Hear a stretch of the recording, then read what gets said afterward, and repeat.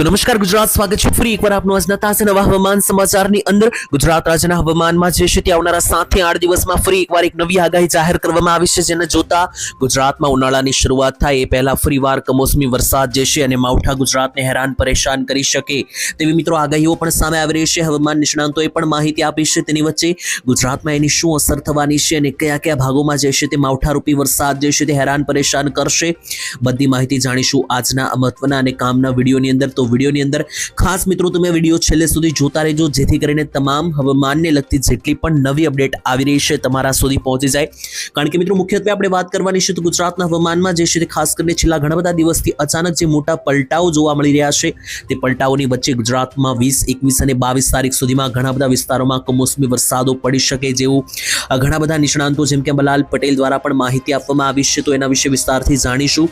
અને મિત્રો આજના વિડીયોમાં માત્ર આપણે માવઠા વિશે જ વાત નથી કરવાની। ગુજરાતમાં હવે જે છે તે ઋતુ પરિવર્તન થઈ રહ્યું છે, શિયાળામાંથી જે છે તે મિત્રો હવે જે ઉનાળાની શરૂઆત થઈ રહી છે, તો એના વિશે પણ આપણે આજના આ વિડીયોની અંદર થોડી ઘણી ચર્ચાઓ કરવાની છે। બીજા નંબર ઉપર આપણે જે છે તો મિત્રો ખાસ કરીને ઋતુ પરિવર્તન સિવાય પણ ગુજરાતમાં અત્યારે હાલનું હવામાન શું જણાવી રહ્યું છે એના વિશે પણ વાત કરીશું। અને એટલું જ નહીં, ગુજરાતમાં આવનારા દિવસો જે છે તે અતિ ભારે વરસાદ અને માવઠાની દ્રષ્ટિએ અને ઉનાળાની દ્રષ્ટિએ, તો એના વિશે પણ જે છે તે મિત્રો વિસ્તારથી ચર્ચા આપણે કરવાની છે આજના આ વિડીયોની અંદર। તો ચાલો મિત્રો વિડીયોની શરૂઆત કરીએ। સૌથી પહેલા આપણે એક લિસ્ટ બનાવીએ કે આજના વિડીયોમાં આપણે કયા કયા મુદ્દાઓ જે છે તે લઈશું, જેનાથી તમને ખ્યાલ આવશે કે આજનો આ વિડીયો જે છે તે આપણે કયા કયા મુદ્દાઓ વિશે બનાવેલો છે। તેની પહેલા મિત્રો તારીખની પણ તમને માહિતી આપું કે જેનાથી તમને ખ્યાલ આવે કે આ વિડીયો જે છે તે કઈ તારીખની અંદર સમજાવશે તમને અને તમારે જોવાનો રહેશે। તો સૌથી પહેલા તો જો તમે આ વિડીયો રવિવાર બપોર પછીથી લઈને સોમવારની સાંજ સુધી જોઈ રહ્યા હોય તો ફરજિયાત આ વિડીયો જોજો। એટલે કે 15 તારીખે મિત્રો જે છે તમે બપોર પછીથી આ વિડીયો જો 16 તારીખની રાત સુધી પણ જોઈ રહ્યા હોય તો પણ ફરજિયાત જોજો, કારણ કે આ વિડીયોમાં આપણે વાત કરીશું તો 15 તારીખ બપોર પછીથી લઈને 16 તારીખ અને 17 તારીખ કેવું હવામાન રહેશે ગુજરાતનું એ જાણીશું। એટલે કે ગુજરાતનું હાલનું હવામાન વિશે માહિતી મેળવીશું। બીજા નંબરે આપણે માહિતી મેળવવાની છે તો ગુજરાતમાં જે છે તે 17 તારીખથી 22 તારીખની વચ્ચે હવામાન પલટો જોવા મળવાનો છે, જેમાં આપણને એક ઋતુ પરિવર્તન થતું જોવા મળશે। એટલે કે ઉનાળાની શરૂઆત પણ થતી જોવા મળશે અને ઉનાળાની શરૂઆતની સાથે જ ગુજરાતમાં 20, 21, 22 તારીખ આસપાસ માવઠા પડવાની પણ સ્થિતિ જે છે તે મજબૂત બનતી જોવા મળી રહેશે અને એના વિશે આગાહી અંબાલાલ પટેલે પણ આપેલી છે। અને મિત્રો જણાવીએ કે અંબાલાલ પટેલ આની પહેલા 1 અને 2 તારીખે પણ માવઠાની આગાહી આપી હતી અને ગુજરાતમાં 100% માવઠા પડ્યા હતા। હવે નવી આગાહી અનુસાર અંબાલાલે 22 તારીખ આપેલી છે, તો એ તારીખ દરમિયાન ગુજરાતમાં માવઠા પડે છે કે નહીં, કોઈ વાદળો દેખાય છે કે નહીં, એ તો આપણે આ વિડીયોમાં આગળ વાત કરીશું, પરંતુ મેન આપણે વાત કરીશું 17 થી 22 તારીખ વચ્ચેની આગાહીની। ત્રીજા નંબરે આપણે વાત કરીશું તો ઉનાળાની શરૂઆત વિશે, કારણ કે ઉનાળો જે છે તે મિત્રો આ વર્ષનો કેવો રહેવાનો છે એ તો બધા જાણે છે કે આકરો રહેવાનો છે, પરંતુ શરૂઆત કઈ તારીખે થશે, કઈ તારીખથી ઠંડી વધારે તીવ્ર બનશે, એ બધી માહિતી, ગરમી તીવ્ર બનશે, એ બધી માહિતી ઉનાળા વિશે આપણે આ વિડીયોમાં જાણીશું। અને સૌથી છેલ્લે ચોથા નંબરે મિત્રો આપણે માહિતી મેળવવાની છે ગુજરાતના એક ગામડા વિશે, જેમાં તમારા ગામડાનું નામ પણ લેવામાં આવશે કે તમારા ગામમાં વરસાદની શક્યતા છે કે નહીં, માવઠાની શક્યતા છે કે નહીં, જેમાં એક ગામના નામ સાથેની માહિતી જે છે તે હું તમને આપવાનો છું। તો આ બધી કામની માહિતી તમને આ એક જ વિડીયોના માધ્યમથી મળી જવાની છે, એટલે કે માહિતીથી ભરપૂર આ વિડીયો રહેવાનો છે। આ 10 મિનિટનો વિડીયો જો તમે છેલ્લે સુધી જોઈ લેશો તો તમારે અન્ય બાકી કોઈ પણ હવામાનને લગતા વિડીયો જોવાની બિલકુલ જરૂરિયાત નહીં રહે। આ વિડીયો ખાલી તમારે સમય કાઢીને જોઈ લેવાનો છે।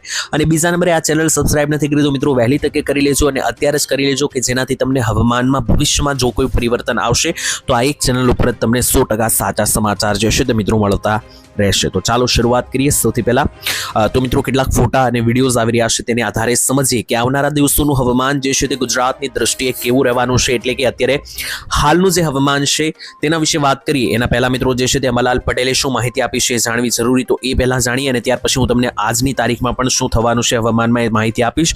પરંતુ અંબાલાલે આવનારા 7 થી 8 દિવસની આગાહી કરતા જે છે તે એક ખૂબ જ મહત્વની અપડેટ આપી છે, જે મિત્રો દરેક લોકો ખાસ જોઈ લેજો। સૌથી પહેલા ગુજરાતમાં મિત્રો શિયાળાની અત્યારે વિદાય ચાલી રહી છે અને ઉનાળાના આગમનની વચ્ચે હવામાનમાં એક મોટો અને ચિંતાજનક પલટો આવવાની તૈયારીમાં છે તેવું જણાવવામાં આવ્યું છે। જાણીતા હવામાન નિષ્ણાંત તરફથી અંબાલાલ પટેલે આગાહી કરી છે કે આગામી 22 ફેબ્રુઆરી આસપાસ રાજ્યના વાતાવરણમાં મોટો ફેરફાર આવી શકે। તેની વચ્ચે ઉત્તરીય ભારતમાં સક્રિય થનારી સિસ્ટમ જે છે પશ્ચિમી વિક્ષેપ છે, તેને કારણે ગુજરાત રાજ્યમાં કમોસમી વરસાદ અને માવઠાનું જોખમ તોળાઈ રહ્યું છે।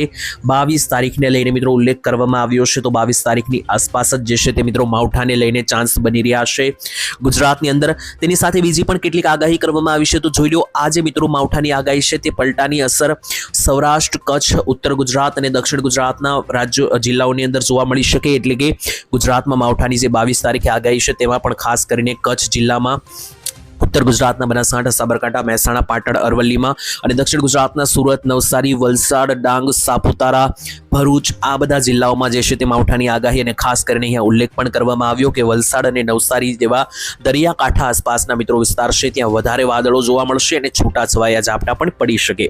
આ અસ્થિરતાને કારણે મિત્રો ખેતીના પાકો, ખાસ કરીને જીરું, ઘઉં અને કેરીના પાકને ભારે નુકસાન જવાની ભીતિ છે. અને જો આ માવઠું આવે છે 22 તારીખ આસપાસ કે જે આગાહી કરવામાં આવી છે, તો માવઠું જો પડશે, પ્રોપર વરસાદ આવશે, તો મિત્રો કેરીના પાકને સૌથી મોટું નુકસાન થઈ શકે અને એની અસર તમને માર્કેટો ઉપર પડી શકે. જેમ કે કેરીની મિત્રો શરૂઆત હવે માર્કેટમાં ધીમે ધીમે થશે ઉનાળાની શરૂઆતની સાથે. અને જો આ માવઠું આવશે તો ભાવ મિત્રો કેરીના આસમાને જઈ શકે. બીજા નંબરે મિત્રો ખેડૂતોને મોટું નુકસાન જવાની ભીતિ સેવાઈ રહી છે, કારણ કે માર્ચ મહિનો પણ ખેડૂતો માટે કસોટી વાળો રહેવાનો છે તેવી પણ આગાહી સામે આવી. એટલે કે આ ચાલુ મહિનો જે છે તેની આજે વાત કરીએ તો 15-16 તારીખ છે, તો આ મહિનો તો મિત્રો ભારે છે, પરંતુ આની પછીનો જે માર્ચ એટલે કે જે ત્રીજો મહિનો છે એ પણ કસોટી વાળો સાબિત થશે. કારણ કે માર્ચ મહિનાની શરૂઆતમાં કેટલાક ભાગમાં પવનના જોર સાથે કરા પડી શકે તેવી આગાહી છે. હોળીના તહેવાર મિત્રો નિમિત્તે જે છે તે આસપાસ, હોળીના સમયગાળા આસપાસ વાતાવરણ અસ્થિર થવાની સંભાવના. હોળી મિત્રો 3 તારીખે છે, ત્રીજા મહિનાની. જ્યારે મિત્રો ખેડૂતોના પાકની લણણીની તૈયારીઓ મિત્રો થશે, ત્યારે જ કુદરતનો આ પ્રકોપ મોઢે આવેલો કોળીઓ છીનવી લે તેવી પરિસ્થિતિ સર્જાઈ શકે હોળી આસપાસ. એક તરફ વરસાદની આગાહી છે, તો બીજી તરફ શિયાળાની ઠંડી હવે વિદાય ઉપર છે. અને તમને જણાવીએ તો ઉનાળાની પણ શરૂઆત થવાની છે. બપોરના સમયે અત્યારે ગરમીનો પારો આસમાને પહોંચી રહ્યો છે અને સવારે અને રાત્રે વાતાવરણમાં ભેજને કારણે ઠંડી હજુ પણ જોવા મળી રહી છે. તો મિત્રો એવું નથી કે કમ્પ્લીટ ઉનાળાની શરૂઆત થઈ ગઈ હોય, કારણ કે હજુ પણ ઘણા બધા એવા ભાગો છે કે જ્યાં ગરમી જોવા પડી રહી છે. દિવસે અને રાત્રિ દરમિયાન જે છે તે ઠંડી હજુ પણ મળી રહી છે. કારણ કે અત્યારે મિત્રો હવે મિત્રો ગુજરાતના અત્યારના હાલના વાતાવરણ વિશે વાત કરીએ તો આ એક નકશાથી તમે બધી વસ્તુ સમજી જશો ગુજરાતના હવામાનને લઈને. સૌથી પહેલા આ નકશામાં આપણું ગુજરાત ક્યાં આવેલું છે, તો મધ્યમાં અહીંયા જે છે મિત્રો આપણું ગુજરાત આવેલું છે. અને આ સફેદ ભાગ મિત્રો તમે જોઈ રહ્યા છો, નીચે આ બંગાળની ખાડીના વાદળો છે. અને ઉપર જોઈ રહ્યા છો તો મિત્રો આખો આ વેસ્ટર્ન ડિસ્ટર્બન્સનો પટ્ટો છે, WD નો પટ્ટો છે, અને નીચે બંગાળની ખાડી છે.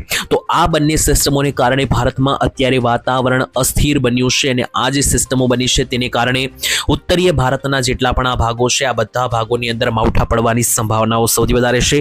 જો કે ગુજરાતમાં અત્યારે હાલ માવઠાની કોઈ આગાહી નથી. એટલે કે 17, 18, 19 તારીખ સુધી ગુજરાતમાં કોઈ માવઠાની આગાહી નથી, પરંતુ ગુજરાતમાં માવઠાની આગાહી 22 તારીખ આસપાસ બની શકે. અને અત્યારે હાલનું ગુજરાતનું હવામાન જોઈએ તો ગુજરાતમાં મિત્રો જેટલી પણ સિસ્ટમો અત્યારે સક્રિય છે તેની અત્યારે હાલ આજની તારીખમાં કોઈ અસર પડવાની નથી. પરંતુ ગુજરાતમાં હાલના હવામાનની અંદર વાત કરીએ તો ગુજરાતમાં ઋતુ પરિવર્તન જોવા મળી રહ્યું છે. એટલે કે ગુજરાતની અંદર જે છે મિત્રો એક ઋતુ બદલાઈ રહી છે. તેને કારણે ગુજરાતમાં અત્યારે હાલમાં શું થશે, તો મિત્રો હાલમાં જે છે તે અત્યારે તમને બેવડી ઋતુનો અહેસાસ થશે. જેમ કે દિવસે ઉનાળાની જેવો માહોલ જોવા મળશે. બપોરે તાપમાન 35 ડિગ્રી આસપાસ પણ પહોંચી રહ્યા છે, જેમાં ખાસ સુરત જેવા મોટા શહેરોની અંદર તો તાપમાન 38 સુધી પહોંચી રહ્યા છે.